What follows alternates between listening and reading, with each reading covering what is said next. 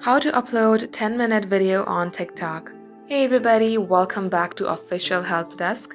In today's video, you will learn how you can upload 10-minute long video on your TikTok account.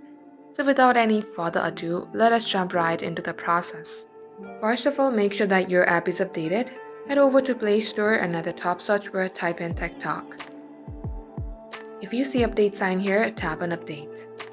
Once done, open up your application and make sure that you are logged into your account. Now, in order to add a video, tap on plus icon on your bottom. In order to upload 10-minute long video, tap on upload sign just beside the huge red dot.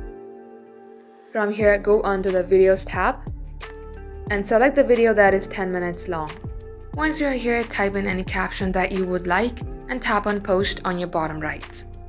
So that is all for today's tutorial. If you would like to see more videos on this topic, then do comment down below and we will get back to you soon with more tutorials like this. In the meantime, what you can do is like this video and subscribe to our channel. Also, don't forget to hit the notification bell to never miss an update from us. Lastly, thank you very much for watching the video till the very end. We will catch you up in our next upload.